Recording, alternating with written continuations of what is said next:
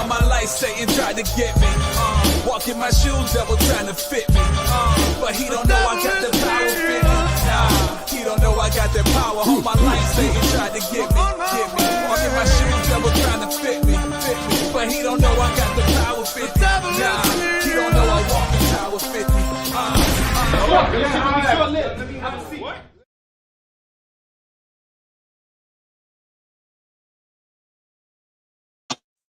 Good evening, it's your man H-Rap. Thank you for tuning in to Build and Destroy on the End of the Bench Media. Thank you. If you're watching on Facebook, hit that. If you're watching on YouTube, hit that subscribe, hit that like, hit that share, tell a friend to tune in. If you're watching on Twitter, do the same. Go to YouTube and go to YouTube and go to the End of the Bench, THAENDOFDABENCH. Subscribe. It's important. Hit that like, hit that share, tell a friend to tune in. Thank you. As I do every weekend, I want to give thanks to my parents. Without my parents, there is no me. Without me, there is no show. And that is, I give thanks especially to my mother. Now, with that being said, this evening, I want to talk about hate and violence. We, as a community, I feel, we don't take this serious enough. I feel that we're under attack. And we're going to talk about violence in different measures. Hate in different measures. Hate does not manifest itself in violence at all times, physical violence at all times. You can have mental, spiritual, and electoral violence. I know that's a new term, but electoral violence and policy violence, systemic violence, and that which could spill over into violence. I'm going to talk about those things. I'm going to talk about how we don't need allegiance to any party. We need to stop telling people our game plan. When we go on podcasts like this, if you notice, I will never give an entire game plan. I give you what I perceive could be an outline for a game plan, and then I let you potentially go to your friends and family members and comprise that game plan and implement it in your community.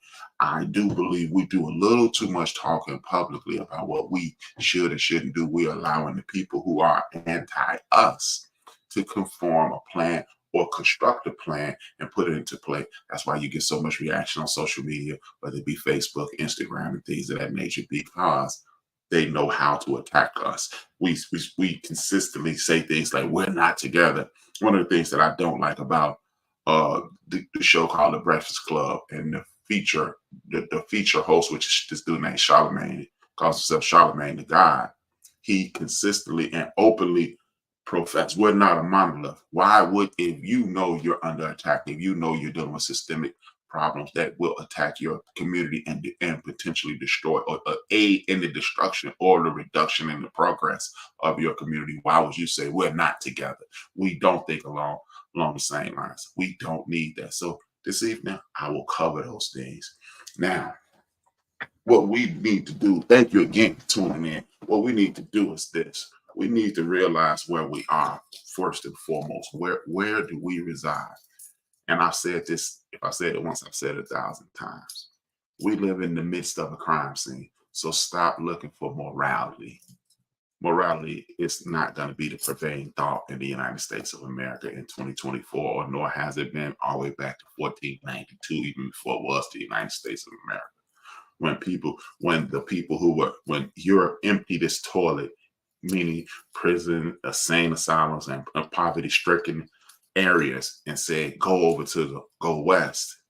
They did not send the best people over here. They sent a bunch of crooks, criminals, and deviants here. That's why they are so quick to say that they're deviants in the land now, because when they were sent here, that's who they were. So people traditionally see things in accordance to the way they live. Why would they assume the best from you when they don't have the core? They don't have the core morality to be the best in them. So they will assume in you what they see in themselves. Therefore, why would they assume that the people who are migrating here are the best people? Because when they were sent here, they were not. So why do we consistently say, hey, well, what the Constitution says? Well, the Constitution and the Bill of Rights were created when you were considered chattel, when you were considered less than a human. So why will you apply those laws to yourself? When you listen to people like the great Marcus Garvey, the most honorable Elijah Muhammad, Malcolm X, and later on in his life, if you read this book called Community of Chaos, by the great Dr. Martin Luther King Jr., as well as Malcolm X, they let you know You cannot apply those laws that were not applicable to you when they were written to your present day. You must get involved, become civically minded, stop assuming that you have friends. According, again, I will quote people, chapter, book, and verse, Dr. John Henry Clark. Excuse me. Thank you, Alfred.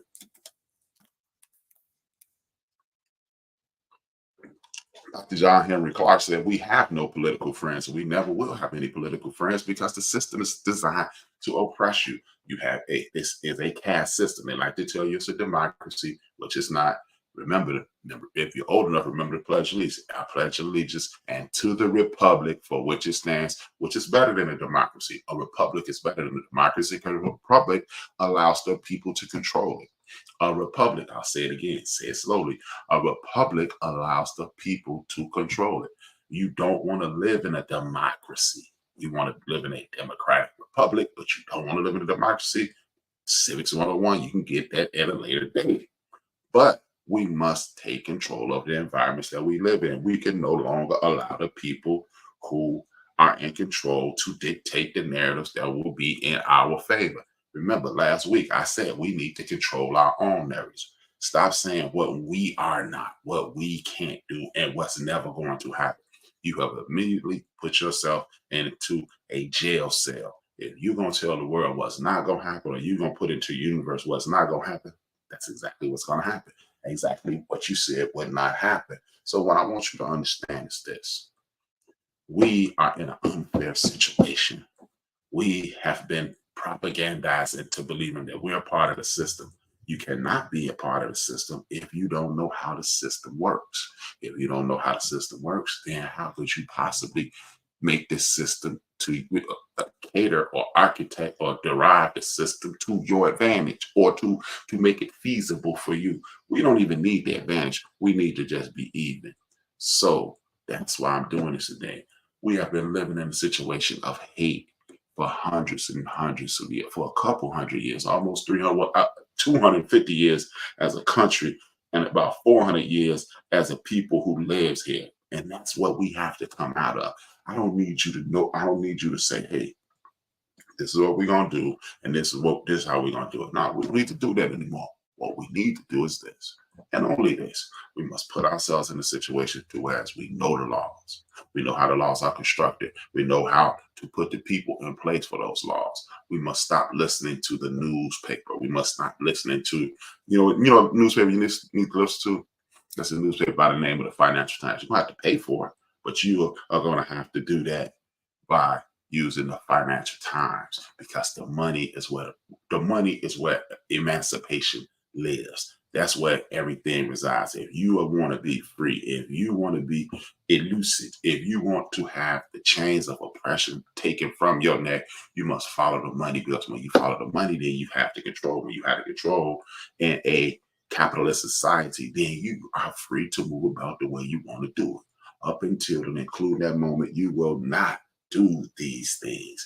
You are not going to vote your way out of the situation. You're not going to pray your way out of this situation. You're not going to hope your way out of this situation. What you're going to do is educate yourself about the situation. And then with it, you will pray for the strength to follow through. You will hope that as many people will come through to you, and then you imagine it, and then you will enact it. That's how things get done. You pray for the strength. You get the strength. You move forward with the strength. You pool your money together. And look, when we make these foolish statements, oh, we're not a money, then we fall apart. And I'll address that a little later. If you don't understand the propagandized news that has been placed against you and make you believe that you're less than, then all you have to do is, let's start 100 years ago. D.W. Griffith, Birth of a Nation. Birth of a Nation was a movie that was premiered in the White House. This was a movie that made you look like an animal. That made our ancestors look like animals. They had white men in blackface raping white women and making them out to be monsters. They didn't even have sound. It was a silent movie. And this man created an image that has permeated through the world since. And now we must stop assuming that, hey man, this group has our back and that group has our back. No group has your back. We are a collective of tribes. You have the darker hues, and then those hues are separated because those hues at some point have been interwoven. And when you get those interwoven hues, then you have a problem. Now you have people from Indian descent.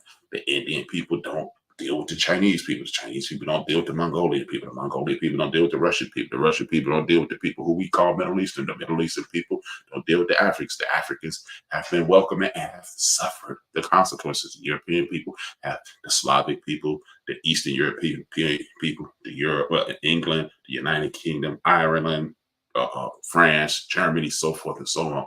These are all different tribes of human beings. So the construct, this racial construct, black and white, beige and green and orange, and this box of crayons that you have forced yourself into, that doesn't exist.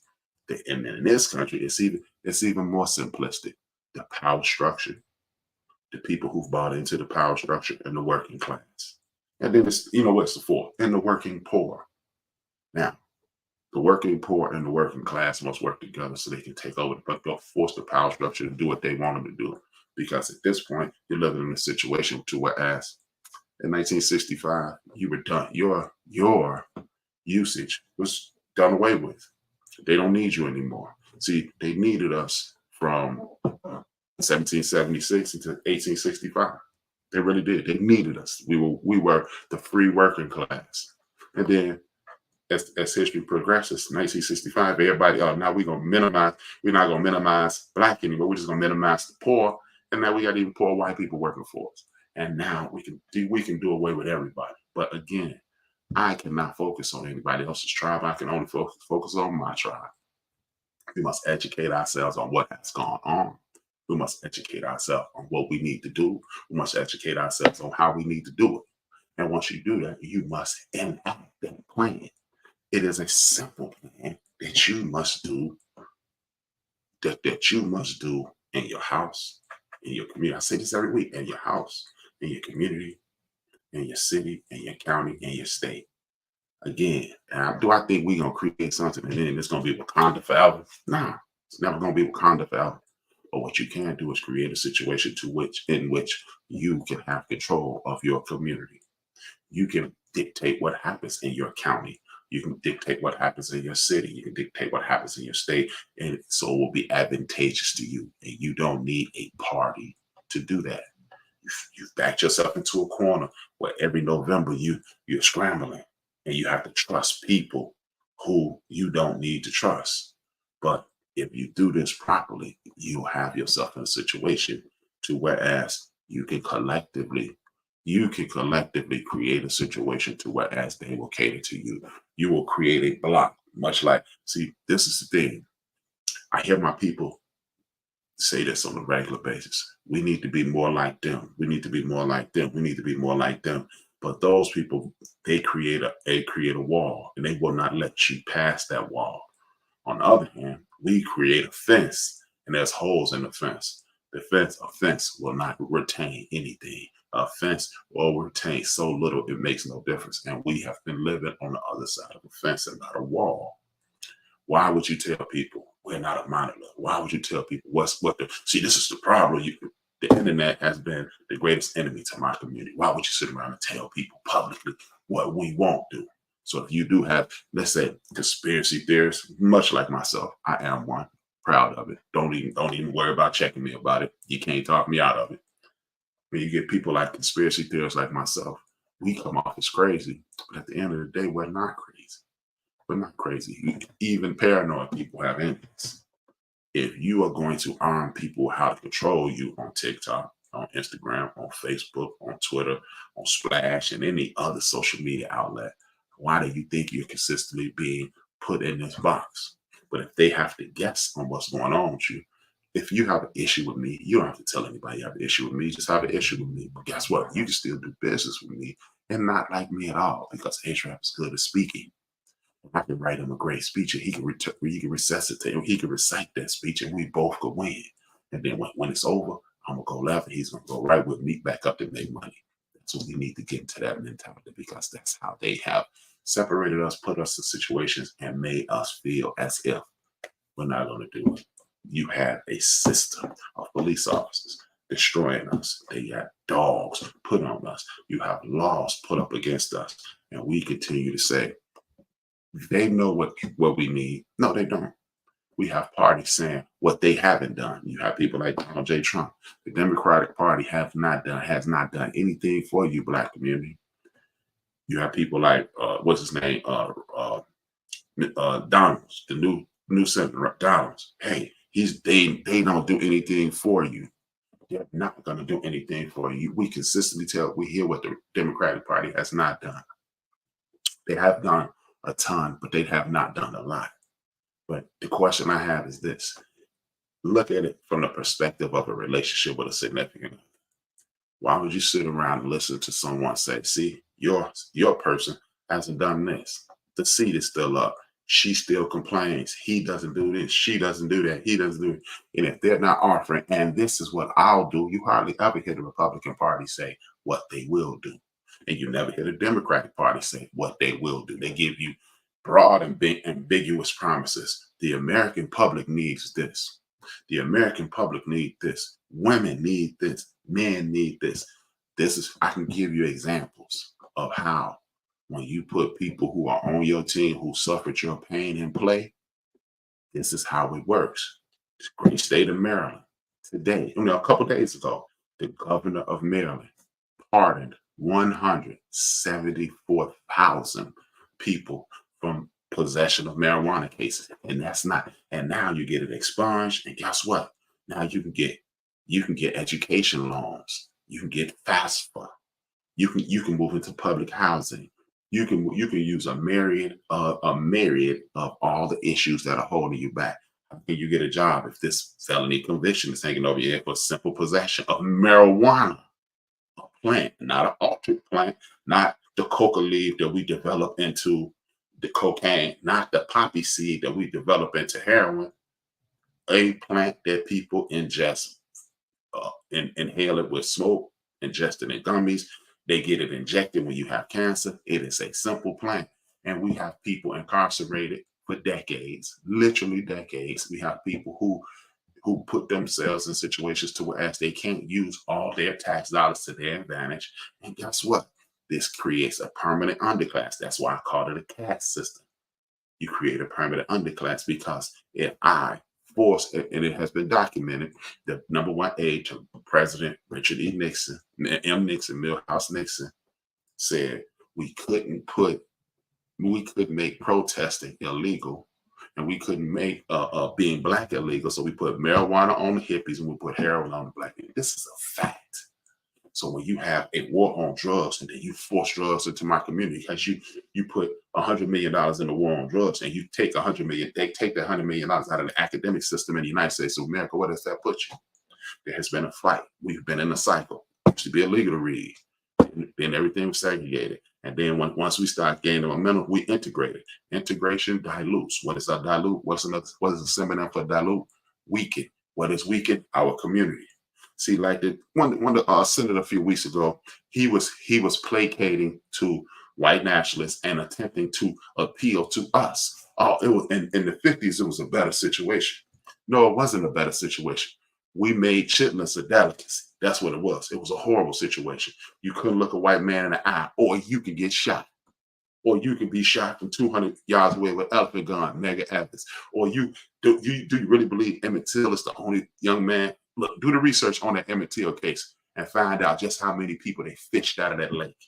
They fished dozens of young Black men and women out of that lake that day. And Emmett Till just happened to be one of them.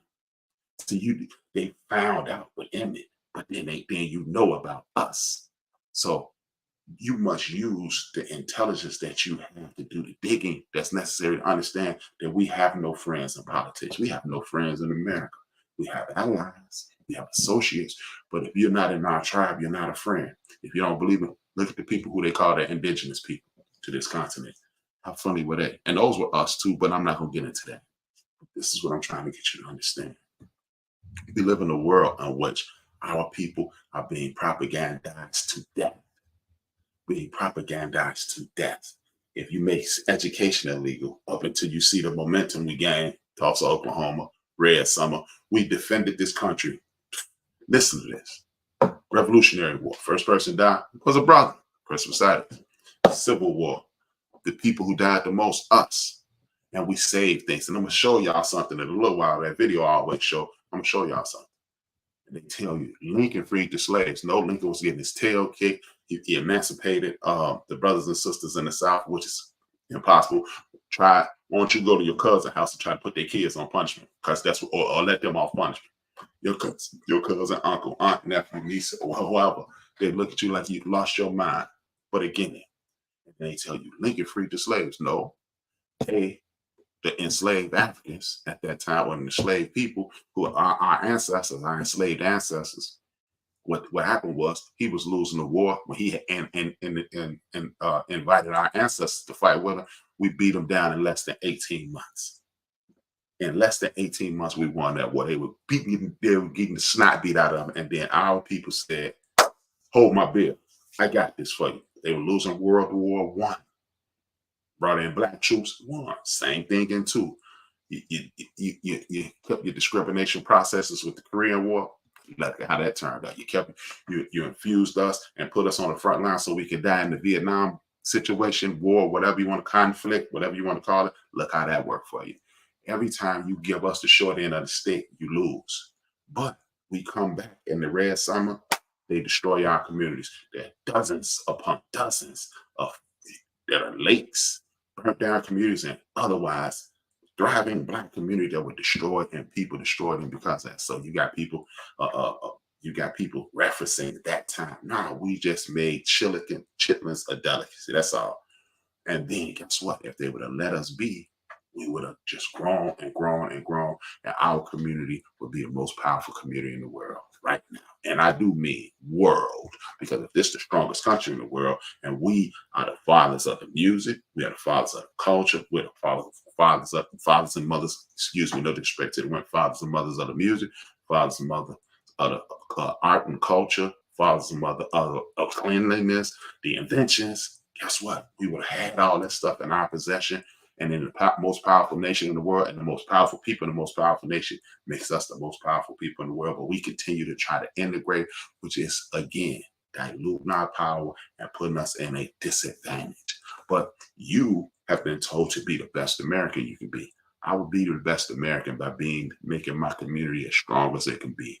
We're not trying to take over. We're just trying to clear the land, develop our community, and to be left alone, and create a defensive mechanism that once you infiltrate our community, we will defend ourselves. We're not here to destroy anybody. We're not here to hate anybody. We're just here to love each other. But you have not been told that. You've been told be an American first. And then if you be a good American, we'll put you in a situation. Then we'll put you in a situation like Roe versus Wade. We'll put you in a situation like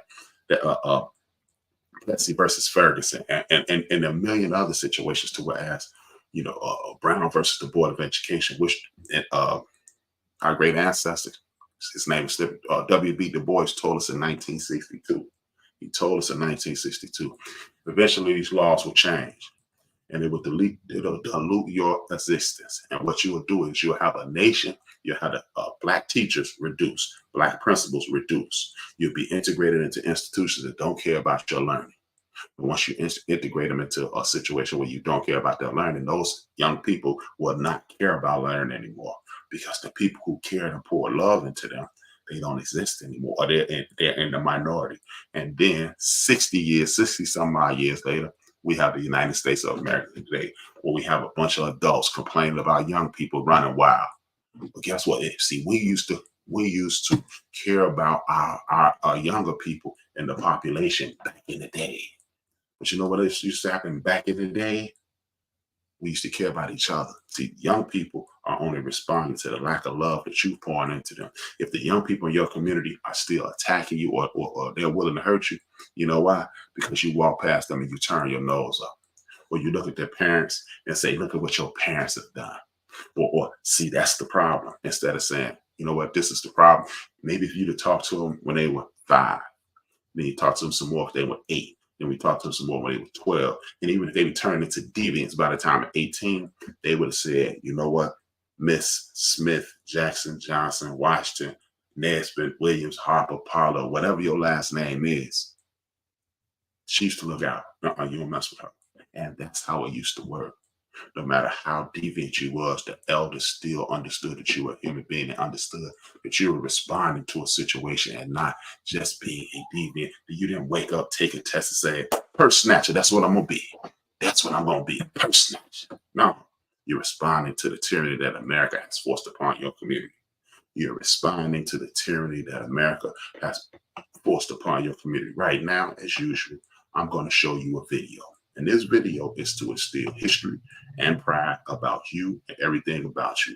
I'll be back tomorrow's Juneteenth. There's a video about Juneteenth and the rituals of Juneteenth. I'll be back in 2 seconds. It's HYB. This is Intervention Media.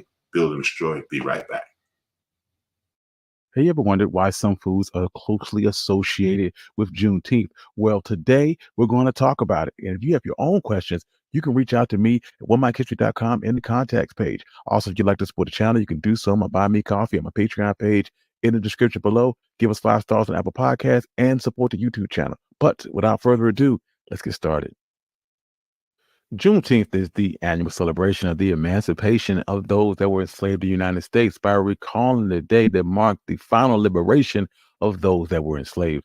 Over time, it has become a significant aspect of African American culture, and it's now being celebrated throughout the United States, with the hallmark feature being festivals and the sharing variety of foods which have a long-standing affiliation with the African American experience.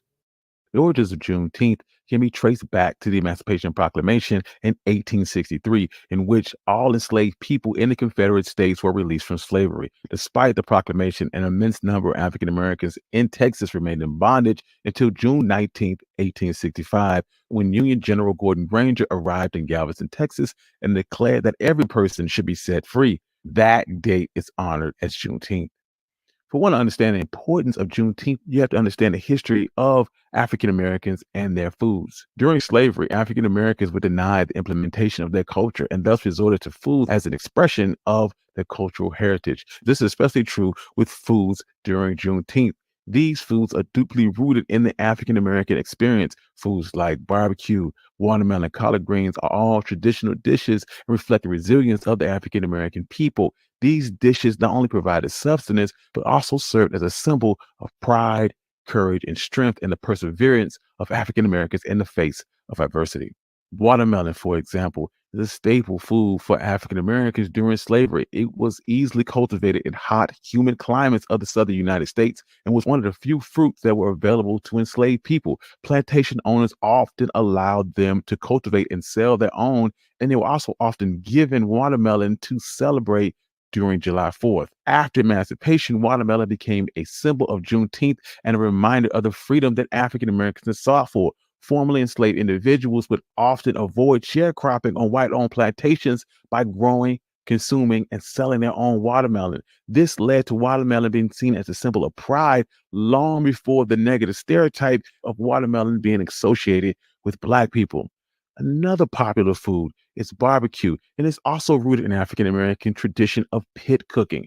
This method involved burying pits of hot coals within which the foods would be cooked. Enslaved Africans arrived in the American colonies as early as 1600s, and by the 1700s, African Americans were the go-to barbecue cooks. And this type of barbecue is a culmination of African, European, and indigenous meat cooking and seasoning techniques. Enslaved people were responsible for the most difficult and laborious tasks that included digging pits, chopping wood, butchering, and processing and cooking the animals. This is how they were able to learn and perfect their craft over centuries. During that time, any animal could be cooked in a pit. It could be a quartered cow, goat, a possum, a raccoon, or even a sheep. Following emancipation, African Americans moved to various corners of the nation and took their Southern barbecue techniques with them. Subsequently, they continued to use the same cooking techniques while incorporating their own regional ingredients and flavors to the barbecue craft that is now linked to Juneteenth. Collard greens also has a long history of being associated with the experience of enslaved people in the United States. Greens originated in Greece, but it wasn't until the first Africans arrived in Jamestown, Virginia in the early 1600s that America was first introduced to the green leafy vegetable. Collard greens were one of the few vegetables that, once again, African Americans were allowed to cultivate for their own consumption. Resilient to a variety of climates and able to be harvested multiple times, collard greens were easy to store during the winter and could be cooked in a variety of ways. Boiling with pork fat or bacon was a popular method of seasoning the dish and adding flavor and protein to make it more filling. The popularity of collard greens spread throughout the South, making it a staple of many diets. After African Americans' emancipation, their love of greens continued, and they kept handing down their well-developed recipes for greens from one generation to the next. Even white Southerners began eating collard greens and found out what African Americans had known for generations. They were delicious. Additionally, the tradition of red foods and drink were another major way to commemorate Juneteenth. The practice can be traced back to West African origins. Historians believe that the symbolic meaning of the color red can also be associated with strength, spirituality, and life and death in many West African cultures, and that enslaved people brought that with them across the Atlantic alongside their knowledge of food. Two West African plants, the kola nut and the hibiscus, were imported to the Caribbean and the Americas during the transatlantic slave trade. Slave owners observed the kola nut being used as an energizer and a digestive or cold remedy, while the hibiscus flowers were steeped to make a reddish purple tea called bissap. When the kola nut was crushed into a powder and then added to water, it created a reddish brown refreshing drink. The practice of adding red hue ingredients to make a sweet, palatable drink was common, particularly in the southern United States. After emancipation, Black families often prepared homemade teas and lemonade that were infused with cherries or strawberries or other red fruits. Additionally, they would also preserve these fruits in a syrup made of vinegar or water, which could then be further sweetened and mixed with other beverages. By the late 1880s, food coloring became widely available and was used to create sodas like the Texas-made Big Red, and then carbonated drinks quickly became a popular part of Juneteenth culinary culture. Lastly, another red food that has its roots in African American culture is red velvet cake. This dessert was believed to be originated in the 1880s as a luxury food for wealthy plantation owners in the South. It is thought that red velvet cake is an adaptation of a European cake that used beetroot to color the cake. Over time, the distinctive flavor and color became a symbol of celebration. This red hue is said to be homage to the blood shed by slaves during that period. Surprisingly, the original hue of red velvet cake was not as vivid as it is today. It originally had a reddish brown tint due to the chemical reaction between the brown sugar, the buttermilk, and the vinegar. Food coloring was later added to the recipe to give it its distinct color, although the exact time and place of its introduction is unknown. But one theory is that red velvet cake made its debut at the Waldorf Astoria in Manhattan in 1959. Another is that a housewife dissatisfied with the color of the cake added red food coloring to the batter. Another theory is that a baker created a vivid red color in order to make a profit from the cake on Valentine's Day. Regardless of how the color came about, after emancipation, red velvet cake became a popular treat and is now associated with the holiday. The legacy of Juneteenth foods is a rich and vibrant one. From pit barbecue to watermelon to red velvet cake, Juneteenth is a holiday that brings people together as a reminder of the strength and beauty of African Americans. Although its origins of the holiday are rooted in sorrow, Juneteenth is a celebration of freedom, and it can be felt with every single Juneteenth celebration. So as you enjoy these foods this holiday, it serves as a reminder of the history behind it and those enslaved Africans who finally achieved the freedom that they deserved.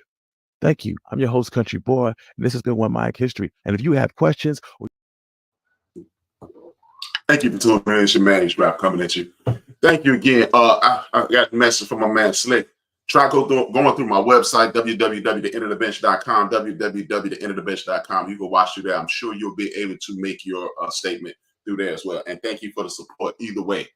Now, as I said, man, this is the ingenuity. You just saw the ingenuity of us. People, I had a conversation with a homie yesterday saying that he don't celebrate Juneteenth. Why are we going to celebrate getting free? Because you don't celebrate what they want you to celebrate. You celebrate who you are, the intestinal fortitude that it takes to be oppressed for a couple hundred years fight through it, and then become who you are. That's what you do. You don't allow someone else to create your narrative. When you allow someone else to create your narrative, you'll tell people you're a descendant of a slave. You're not. You're a descendant of a warrior who was captured and enslaved and fought his way through that enslavement and become some of the greatest people in the history of the world. That's what you are. Stop saying you are a descendant of a slave.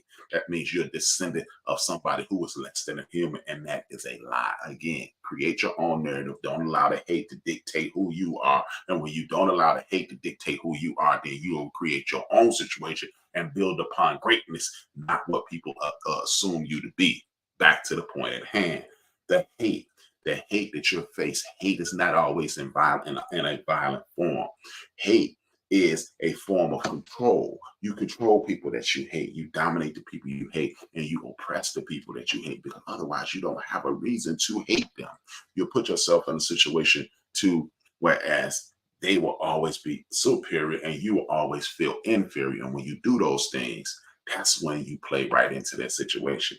Now, even as I say those things, what I want you to understand is this.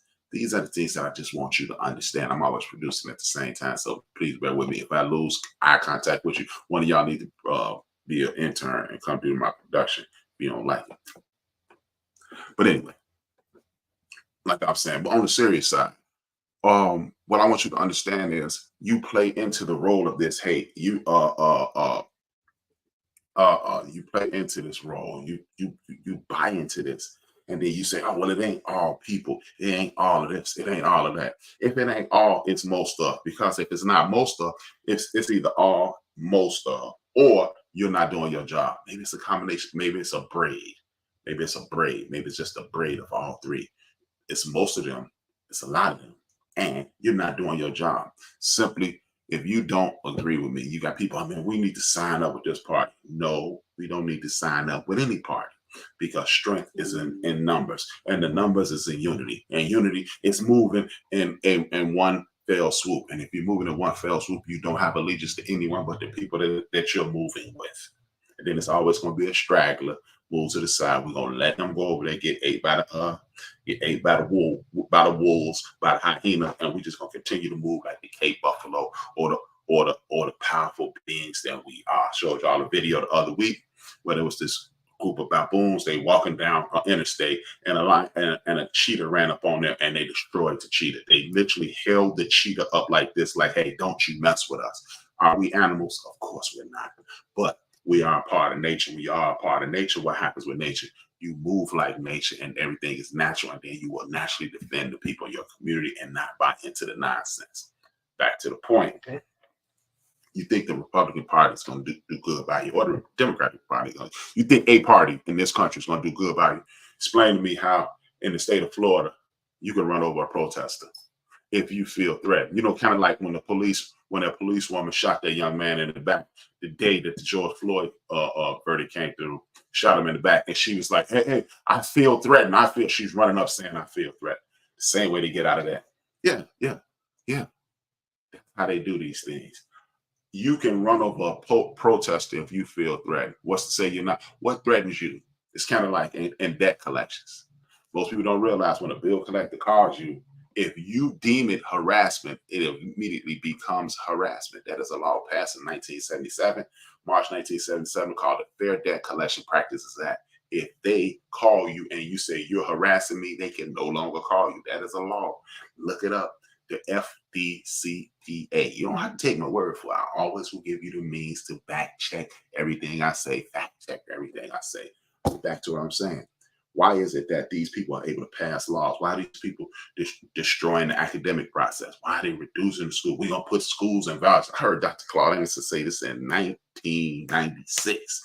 They're going to reduce schools. They're going to put you in a voucher program. So you got charter schools. Oh, the charter schools are better, man. Kids graduate at a higher rate. Yeah, but if you graduate at a higher rate, you still can't read. What good is it? There are no standards in charter schools. There's no structure in charter schools. They're just pushing kids along. If you just push me along, I'm worse than if I actually went to school and failed 2 times. But guess what? There's a bunch of people in history that failed a couple of times, and you think they're the smartest person in the world. The first one is a guy by the name of Albert Einstein. Another guy who failed once in high school that they don't tell you about it His name is Dr. Martin Luther King Jr., but he failed and then had a couple of double promotions and then excelled and prevailed. And he is clearly one of the most intelligent men in the history of the world. Another guy, Malcolm X, dropped out of school, never got past the 9th grade. So stop telling me about this academic process that's going to do good by you. If you don't see yourself in a book, you're not going to pay attention to that book as intently as you would as if you're not. How many times have you thumbed through a magazine, didn't see anybody look like you, and said, huh, didn't want to pay attention to it? This is why Bob Johnson became a multimillionaire, the first black man to own a tall building in downtown Chicago, because he built a media empire that had a whole bunch of faces that looked like us. And at one point, you could not walk into a black home without seeing a magazine that said Ebony or Jet. And later on, it was Essence, because it was us. I think they put us in Burger King and McDonald's and Coca-Cola and Nike commercials, because if you see yourself in those things and eating those things, you'll go do them. If you think it works like that with sales, why wouldn't it work like that with academia? I'm living proof. If anybody who knows me, they know about that Chicago book. I wish my man James Barnes is watching. He may be watching. He'll tell you.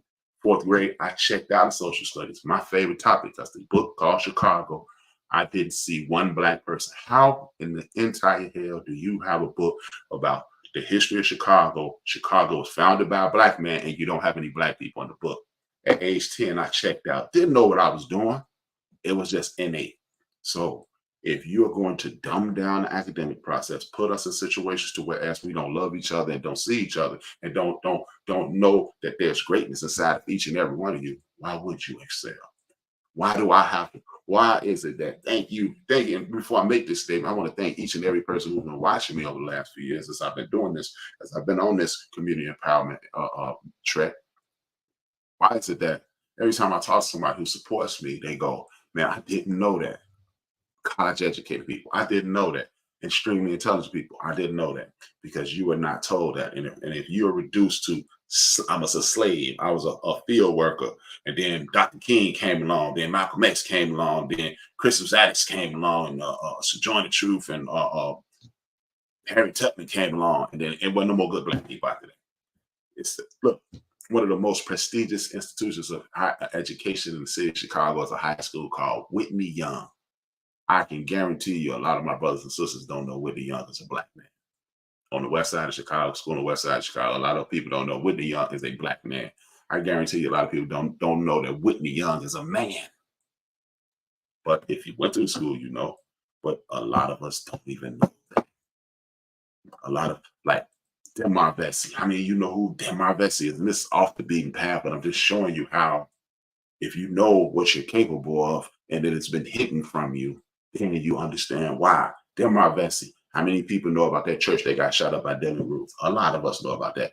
About 4 years ago, dude sat in there on a Wednesday night in the midst of Bible study on the anniversary of the largest potential slave revolt in the history of the United States of America. It's supposed to be 3,700 enslaved brothers and sisters, ancestors, on the same day that Dylan Roof shot up that church. You thought just some crazy white boy showed up at the church and shot it up. Oh man, why would he do that? Because it was on the anniversary of the scheduled largest enslaved revolt in the history of the country. These things are not just happening. See, that's why you got people like me sit around and come up with these crazy conspiracy theories. Man, he crazy, man. You need to get a job and shut up and do what you do. Do what boss say, rap. Do what boss say. No, I can't do that. I'm genetically predisposed to speak against this nonsense. My brother, who I love dearly, my oldest brother, John, he tells, man, they got rid of Fred Hampton for talking like he was talking. Man, I ain't gonna get rid of me, but it is what it is. And if they do, then guess what? I'm right. I immediately become right. I don't want to die to be right, but I'm right. Then y'all understand. But what I want you to understand is this, brothers and sisters, ladies, gentlemen, and haters and bitter friends. We can come together and fix this thing. We don't have to succumb to the oppressive nature of the people at the top. They need us. The people at Walmart, the Wall family, they need us at Walmart. The people on Target, the people on Dillard's Target, same people, they need us. The people who are on Piggly Wiggly, the people who are on Kroger, the people on Jewel Osco, the people on Ralph's in LA, they need us. So guess what? If we say, oh, y'all acting funny, we're going to keep our money. things to stop. We don't need these things. We don't need anything but food and nourishment. But if we continue to allow people, salute to my man Frank, if we continue to allow the people at the top to control the people at the bottom, we're gonna sit here and suffer. And then the greatest trick in the world is to keep playing this Crayola game. The black, the white, the orange, the gray, the migrants. How you gonna get mad at somebody for coming here? You came here and took over the country yourself. Go back to where you came from. You first. We don't want to do that. And then if you want to complain about migrants, y'all do understand on the right side of the map, there's a bunch of migrants coming in from there. We don't talk about that. We don't talk about that. What were all those people? Remember when that Ukrainian war started? The people was getting on the planes, getting on the airplanes and flying places. Where were they flying to? Here. We don't talk about that because they are not brown. See, we have to stop, pay attention to history. Because you see, you've been told history ain't important. We forget the 90s. That was trash. Forget that. Like I said 3 weeks ago, I'm gonna do away with one day in history. The only day I'm gonna do away with history. The day you were born. We're gonna eliminate that day. Oh God, that would do away with you. See how important history is? Oh, how about this? Let's do away with the day that you came to your mama house with your daddy and you left, and your daddy left without you. Let's do away with that day. Oh, okay. We're not gonna do away with that day either. Okay, that means history is important. So we must start doing whatever we have to do to survive and thrive. That's it. That's all. And if you think being united with some party is the way to go, you have officially been duped. You have been duped. There is no nice way to do it. We have no political friends. If you get up and go to work every day, if you want to sit in the box of crayons and say the brown people, the black people, the yellow people, the gold people, the white people, you want to do that, cool. Go way over there and do that. While we, in this tribe, we're going to do it the right way. We're going to realize that the political system has failed us miserably. It has failed us miserably. Don't agree? 1619 is when this place first, that's when the 13 colonies were first established. From 1619 to 1865, the political parties that they have political situations. How good did it do you? Didn't do you good anyway, because you were enslaved at that time. Didn't do you no good. They got you raped. They got you taken advantage of. They got you beaten to submission. Men, your children sold. Political party didn't do us any good. 1865 to 1939, we were Republicans. It was the Republican Party. Whoo, what did that get us? That got us. It started off good. Reconstruction, that lasted about 10 years. And then you got the Ku Klux Klan, you got redlining, which said you could buy a house, but you can't buy it over here. If you buy it over here, we're not going to insure it. And if we don't insure it, we're going to burn it down. And then you're going to owe money and you're going to be homeless. So that's how the ghettos are started. And then the Republican Party started building. We're going to come up with the big deal and the greatest nation, the greatest generation. And we start giving people money. But we ain't going to let the black people get the money. Everybody get the money with the black people. Everybody at the homestead. Black people, y'all can't get that either. The GI Bill, y'all can't get that either. So you can't go to school, can't buy land. We ain't gonna give you no free land. So the Republican Party failed us again. So 1939, 1956, 55, 56, we're gonna be Democrats. And guess what that is? Benign neglect. So you see how when you join the gang, you ain't gonna have no power because the gang, it swallows you. It swallows you. And anybody who saw the show last night, y'all understand what I did. That was a personal joke. Somebody in text laugh. But seriously, it swallowed you. It made your issues. We start speaking in broad and bigger terms. Disenfranchised people. Discriminated women who are not getting discriminated against. Men who are not getting the rights. The poor. But I don't care about, sorry, I don't care about the poor. I don't care about women's rights. I don't care about men's rights. I care about human rights. And I care about seeing how we are getting our drawers kicked clean into our behinds. I care about my people's right. I told y'all this is a tribal thing. I have no issue with no other tribe, but my tribe is on the critical list right now. We in ICU. And we need to get healthy, wealthier, and wiser. How do we get healthier, wealthier, and wiser? We vote for the lesser of two evils today. And then we understand, it's just like school. I want you to look, 40 years ago, I went to high school for the first time. Started off at Lincoln Park, went to West House Vocation High School. Shout out to my man, Sid Trout. Just like in high school. Around this time, me and Buck, we graduated from high school, elementary school together. And then we made it. That's what the election day is. We made it. But we didn't make it because guess what? We had to go to West House. And then that's when the work started. The reason I told that stupid story is because it is. We are in the election cycle right now. We are in the and in November, we're going to have to put somebody in play that's not going to try to kill us, who's not going to rent out a church in the blackest city in America, Detroit, Michigan, and have over 200 white people sitting there with 18 black people and say, I'm in a black church. Propagandize lies. Remember I said that at the beginning of the show. I don't care who you stand around. You can stand around as many paid actors. You can stand around as many coons. You can stand around as many bootleggers as you like. But I ain't going for it. But what I do want you to understand is this. I just gave you an example of benign neglect. Oh, well, we're just going to give you enough. We're going to make you a governor here. We're going to make you a mayor here. We're going to pass a law to your, but like I said, in Oregon, they declassified. Why? First of all, why is it that in 18, remember I told you about D.W. Griffin? That was the same year they classified marijuana on the same level as heroin and cocaine. Please make it make sense. It doesn't. Because they knew Latino people and black people used marijuana as a recreational and a medicinal situation. And then they made it. Oh, they're gonna rape white women. This is again, you don't have to take my words for it. The declassification of marijuana. That's it. Now, we're gonna move forward. Oregon just declassified the possession of marijuana. They pardoned thousands of people. They did it in Philadelphia. They did it in Maryland.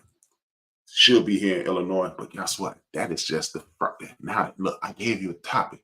A lot of my friends, back 85, 90% of my friends smoke weed.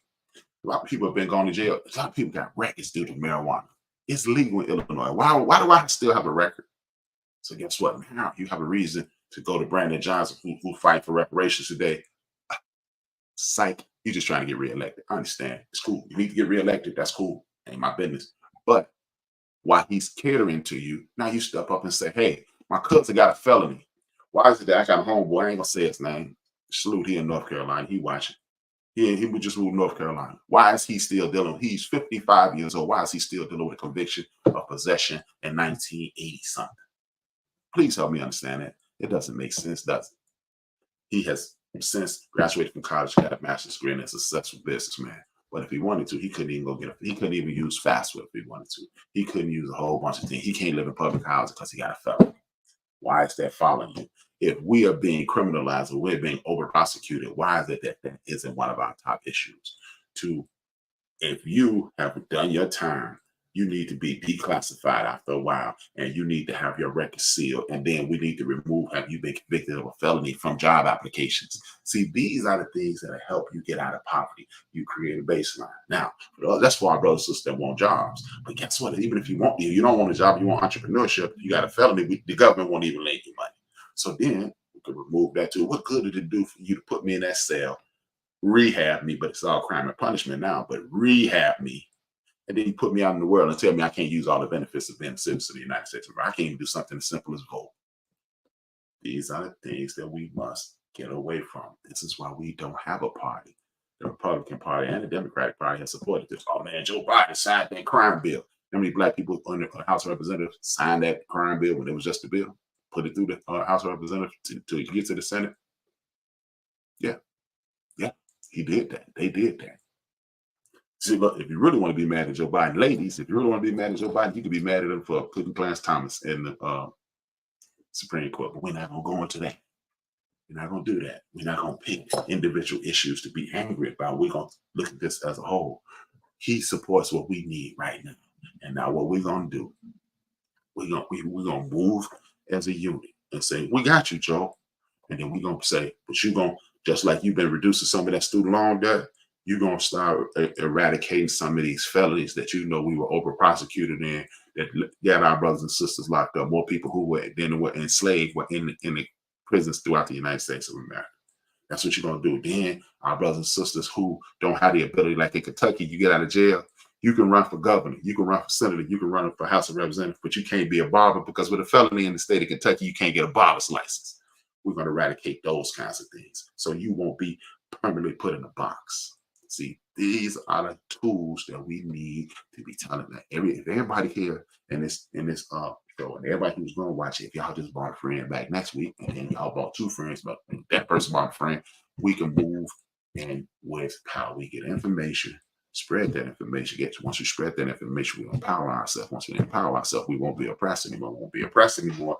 Then we won't have to be subjected to the wicked people of the world. Because then you can open up your own business and you don't need a background check to open up a barber shop, open up a barbecue place, open up a cleaning service, open up a hazmat where you fix air conditioners and heating. You can open up a welding shop, open up an auto repair shop. You can chase your dreams and build your community. Oh man, and then you stop saying that. If I hear one person say that, man, we don't never support each other, but don't support. I'm gonna need you to never talk to me again. And I truly mean that from the bottom of my essence. Because if you tell me what can happen, that means you're a loser, and I don't need no negative energy around me. I've had enough for the last few years. What I want you to do is understand what you can do. And what you can do is continue to support me, hit that like, hit that share, tell a friend to come in next week and get it in. Make sure I'm a wild success. Yeah, self-promotion. Indeed, I need that. I do that. That's what I do. And I need you to just keep it funky with me, man. Just and if I say anything, and I do mean one word, and you go, you know what, man? I don't know about all that. Type it in the chat room. If you type it in the chat room, say, man, I don't know about all that. This is what I'm going to do. Bang. You don't know about all that. And then I'm going to say, oh, I'm going to address it. And if you show me I'm wrong, I'm going to correct it on the spot. We're going to move forward. It seems like a dissertation, but it's a conversation. Every week. Seems like a dissertation, but it's a conversation. It's not a dissertation. It's a conversation. I just need you to work with me so we can move forward. You're tired of being oppressed, you're tired of feeling trapped, you don't know how to do things. We're going to share information, we're going to move forward, and we're going to create a situation to where as working class people can work together and move forward in this country. With that being said, salute to the people who give me inspiration. That's Willie D. Tariq Nasheed, Talib Kweli, even Nori, Roland Martin, Sway Calloway, Heather B., Clay Payne, Al Sharpton, my personal favorite, LaRee Daniel favorites, Dr. Greg Carr, my man, Lamont King, and Karen Hunter, and the late great Joe Madison, the Black Eagle. Y'all already know how I do this. I just want to make sure me and my people's all right. And when my people's all right, I'll be all right. When I'm all right, you all right, when you all right, we all right. All I have to say, for the people who don't like what I do every week, sit your ass down. Sit your ass down. And if you really don't like what I got to say, and you're sitting around with your racist point of view, you better shut your white mouth. I'm not kidding you. And I just need my man Big Mo, 2 fingers, 1 word. I see y'all in 167 hours, 168 hours in a week, 168 hours. I will be back. 2 fingers, 1 word on H-Rap, and we lust for that cheese, we lose sleep, dreams of that cream. We killing our teens, they dying for this American dream. Them government schemes, they turning us to hustlers and fiends. We hustling trees, them politicians smuggling green. Chasing that cheese, got everybody stressed in the streets. Pardon me for speaking freely, let it breathe. Evangelists preach the congregations out of their seats. They writing them checks for tithes, now it's people can't eat. She stripping for change for school, now she giving them brains. She used to that loot, she earning, now she giving them strain. He new to this game, but hungry, so he cooking his cane. He getting that paper, but then they gave him 2 to the brain. It's rules to this game, but hustlers never hustle for fame. The spirit of greed is grimy, so we struggle to change. They put us in chains to take away our African names. But if we submissive and don't resist, then who do we blame? It's all a game, man, these Europeans staking they claim. And you a victim of the game plan, you thinking they ain't. You thinking they saints, remember all them niggas they hang. Killed our women and our children, all our leaders is slain. They gave us Obama, but that nigga was hoping for change. But Zimmerman is killing niggas and he free. Shit is crazy, babies having these babies and getting checked. But keep the child from they pop to rip his heart out his chest. Our rappers was leaders and now they in the booth and the dress. Spitting bullshit and making more but giving us less. They taking our sound and changing ours, dumbing it down. They taking our jobs and homes and they shutting us out. They taking our kids because it ain't a man in the house. They locking us down, but soon they gon' be wiping us out. They told our women they was too independent to need a man. They told our brother he was too insignificant to advance. It's all a game, man. These Europeans staking they claim, and you a victim of their game plan. You thinking they ain't? You thinking they saints? Remember all them niggas they hang? Killed our women and our children. All our leaders are slain. It's all a game.